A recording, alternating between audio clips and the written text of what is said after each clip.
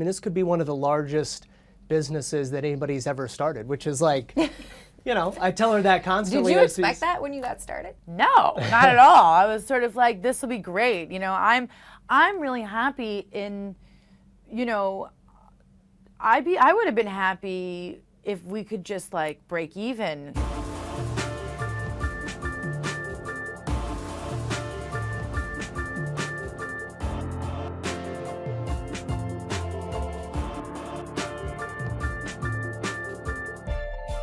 Welcome. It's great to see both of you. Yeah, thank you. So Fabletics is a company that came together 3.5 years ago or so. At this stage, how do you guys work together?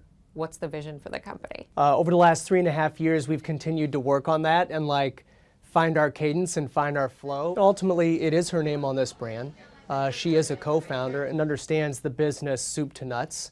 But just like myself, there's parts that I'm more passionate about and parts that I'm less passionate about. So if we're having a discussion on design, she's going to win. Despite the green pocket square, that's not my wheelhouse. Although he is incredibly fashionable, you know. But yeah, I usually do win on the on the design side. And then I think just an innate understanding of kind of what the brand needs to stand for. That's something that I definitely defer to her judgment on. I think too, like marketing, being involved in the campaigns and even budgets. Yeah. I think that's where a lot of risk taking should be taken in business, because I think that people put a lot of money behind what they think is working and sometimes don't take the risk on something that might be a different way of doing it. When I look at your brand versus so many others right now in fashion, in retail, that are contracting, meantime, you're growing, you're competing with Amazon, you're getting into storefronts while many businesses are closing storefronts. Yeah.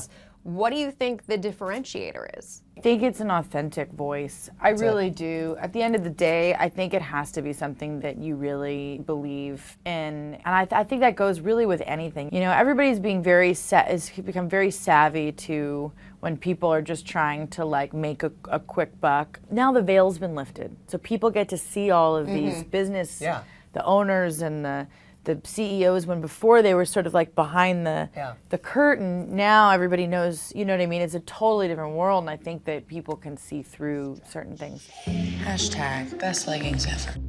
I think there's a reason like people say about her, people that haven't even met her, like she seems so genuine. Is that real? Like it is. So she brought like, she's authentic in what she does, and she is not going to compromise that in our business. So it is everything from like a photo shoot or whatever. It's like, nope, this just doesn't feel authentic. It's like, okay, but that, you're like, oh, like, you're killing me. Yes. So that is like, guys, I would never do this. This so is it's never, like, no, we're not gonna do it like that. Like, I have learned to not push on the anything that is slightly inauthentic. I learned that lesson early on, but that's exactly why like that passion for that. People know that the brand is genuine. If we didn't have the quality down, if we didn't have that legging, which for us was so key. I mean, we even threw out our whole first batch, you know, which is not cheap. You know, really? We wrote off $300,000 and delayed our launch by 6 months because it just wasn't right. It just wasn't there yet. I think that was a big part too. Is that we launched. People were excited about the price point, and then when they actually got to experience what we were doing, they became, you know, a lot of them are long-term members. And I think the thing that's expanded and why the brand has continued to grow despite others even closing and some very, you know, well-respected companies is the fact that it is more than just the product now. It's not just anymore an apparel line. Yeah. You're getting into content. Right. But I think that drives so many businesses, and it's an important piece, especially if you're doing, you know, it's all about membership, right? It's all about wanting to get people engaged. You want to get them engaged in the business, right? But you also want to engage them in the mission. 1, 2, 3, You know, yes, we're focused obviously on the product, okay? But, you know, if we're not bringing in an experiential element to our company, then we're not really standing for what it is that we stand for. From a business standpoint, there are many layers that this company is exploring and will continue to add in to the overall experience for people. Yeah, and to keep it exciting, you know, we got an attention span. People have an attention span of what they say, down to 8 seconds. I mean, it's insane. I look at anything, websites, content, all of it. Sort of, you got to keep finding new things and new points of interest, and yeah, so sort of kind of like that. But you got to do it right. Like, quality is everything. Yeah. We don't start 5 projects at once and push 5. You know, we're doing extended sizes. That was something we took a good year to really get right. It's important that we get it right, and we want, you know, all women to be able to be a part of the community.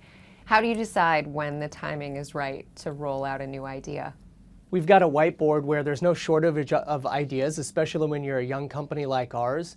But I think we have the discipline of recognizing that more companies fail from indigestion than lack of opportunity. I think extended sizing is a great example. Like, we owe our customers more than just taking that product and grading the size up. We've designed it literally from the ground up. What has been, for both of you, the most difficult lesson you've had to learn about business through all of this?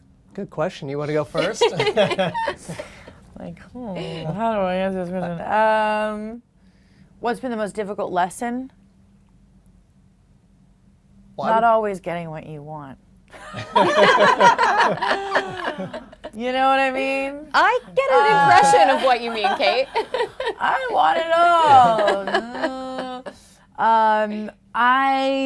No, that's more of my funny answer. But I think that the most difficult lesson is, I don't know if I'd call it difficult as much as I'd call it interesting. You know, I think that one of the most interesting things I've learned is that the things that people necessarily want are not necessarily the things that you would have thought are going to be the things that people want, you know? And the direct dialogue has been like paramount to our success, in the sense that because we're online, because we can communicate directly, we're able to actually really know what they want, and it always comes as a surprise. And so, you know, the idea that never think that you know everything. Everybody in the company could be like, oh, this print's gonna just go through the roof. And you're like, oh my God, they went for the solid maroon this month. You know, like, wow, that was just like,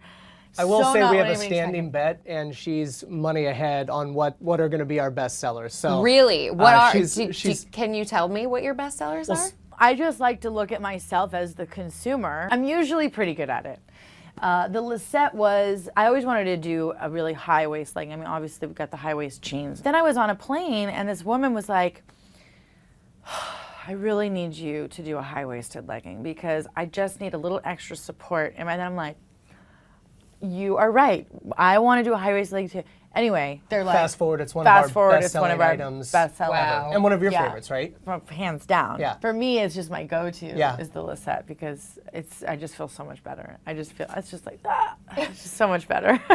You know, it's so my nice. biggest lesson is just listen to her when she gives me fashion advice. It's been fun. It's been really fun. It's been fun because she's a great partner in the sense of, you know, she's curious, she's engaged, but also, you know, she's happy to share her opinion on it. So it's like, that's going to sell, that's not going to sell. You know, there's the endorsement model and the spokesperson with, you know, people, whether it be actors or musicians or some celebrity types, right? A lot of times people don't necessarily want to put the work in. They hope they can partner with the right people, and that they can actually put, you know, that they can do it and trust that they're going to do it well and right?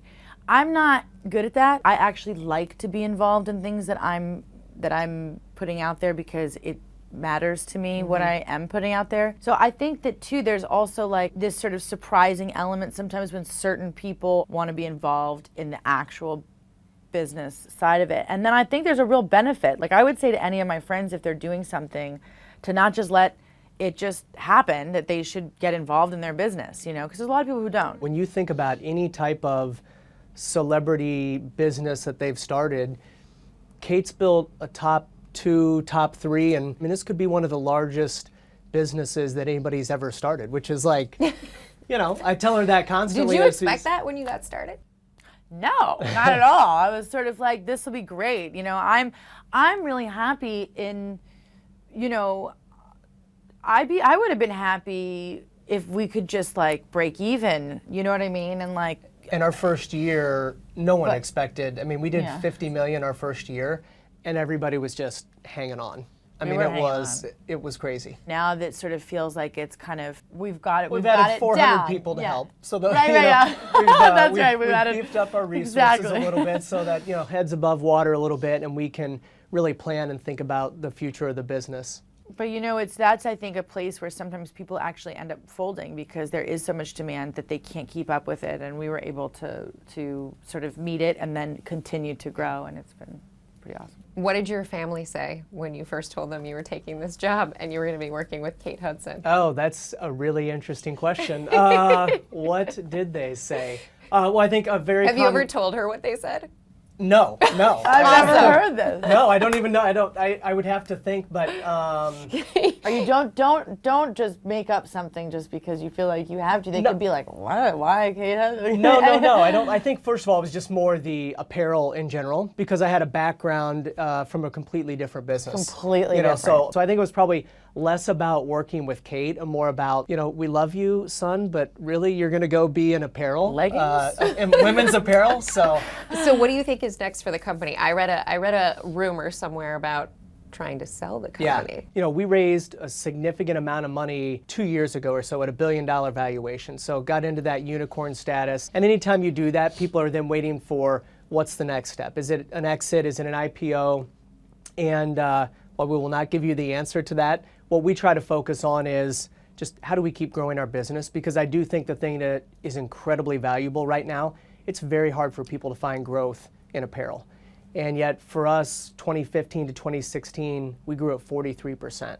And so I think for a lot of the struggling retailers and the market in general, companies that can grow at the rate that we're growing at are in demand right now. So good spot for us to be in.